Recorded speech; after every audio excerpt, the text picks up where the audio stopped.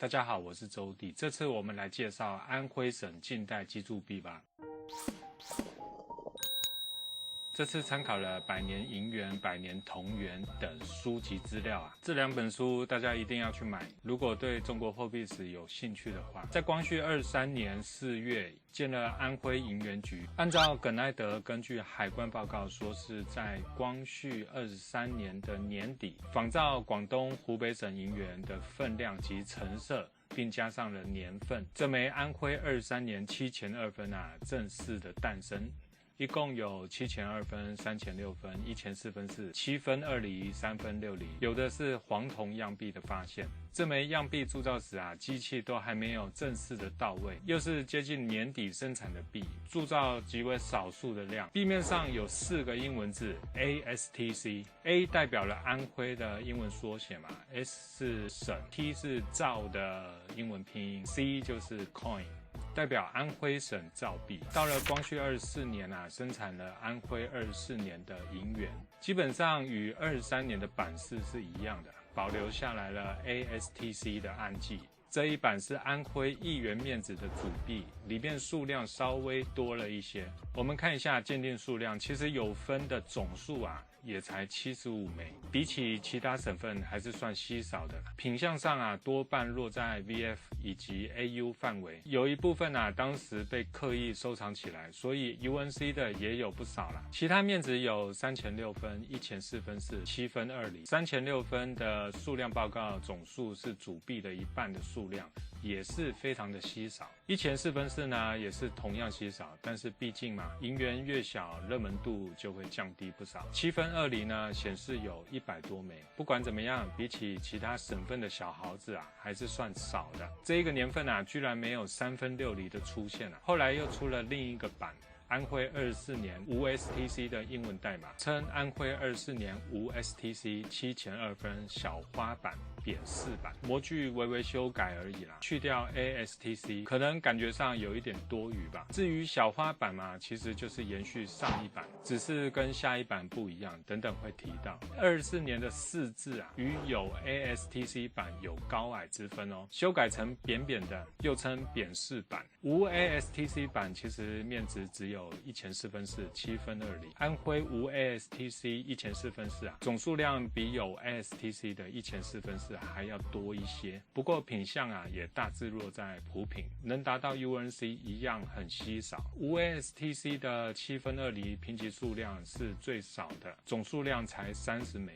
我印象没这么少啦，但是所见的都是品相很差的，我猜应该没分的占绝大部分吧。而且这边注意到的是，居然没有 UNC 以上的品相。以后有遇到 UNC 品相的大家注意了。后来再改版，与上一枚主币同款，但是改成大花版。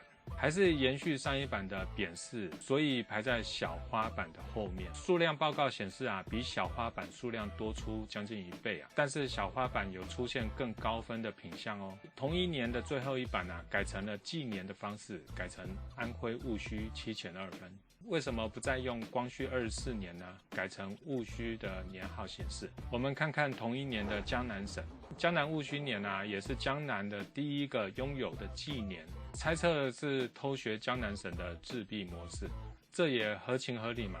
当时安徽省就是江南省的邻居嘛，离得近。反而北方的吉林省啊，是隔1年的己亥才开始改纪年的方式呈现银元。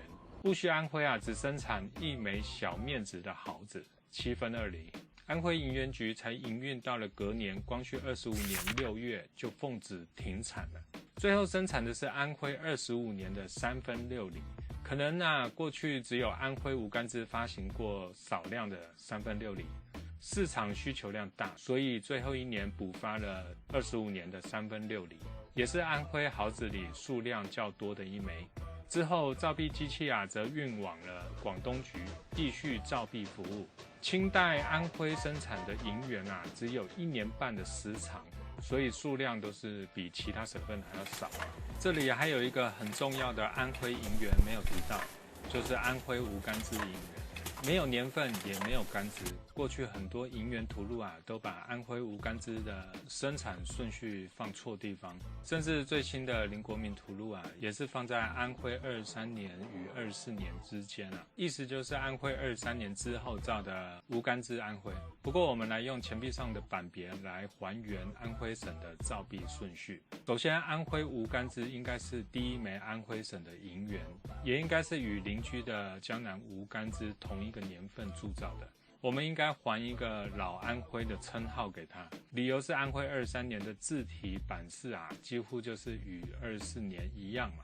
我随便拿一个库字来比较一下，23、24年安徽的库字最左边的一撇是偏离的，老安徽的库啊则是紧贴着车，没道理23年之后改没有年份，然后又改有年份。安徽小孩子啊，有1钱4分4、7分2厘、3分6厘，其中1钱4分4有大小笼之分哦，区别在于笼身的宽度，数量报告明显小笼要少很多哦。大家拍卖会上有遇到啊，自己拿尺量一下笼身啊，7分2厘也算多的，当时7分2厘这个面子比较好用吧，所以铸造量就相对的稳定，每个版都会造一点。特别说一下无干枝的3分6厘。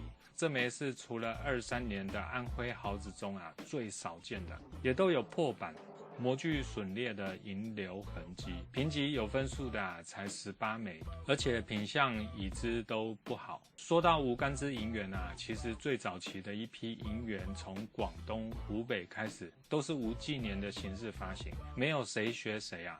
当时流行的趋势就是如此，但是我们看到安徽有无干枝的后期啊，又有戊戌干枝的版，很难不联想到江南币的无干枝老江南与后续的戊戌年。其实江南省是交由英国喜顿造币厂承包铸币业务，安徽省的银元啊，则是交给德国的一家奥图拜赫公司代办雕模铸币。2012年6月，德国昆克拍卖会上有一套来自奥图拜赫公司档案室的造币工具和样币拍品，有42个币模和36个汉字冲头，遗留下来的文献资料及模具啊，甚至连当时制模费用都有明细啊。如此清晰的资料啊，震撼了整个钱币圈啊。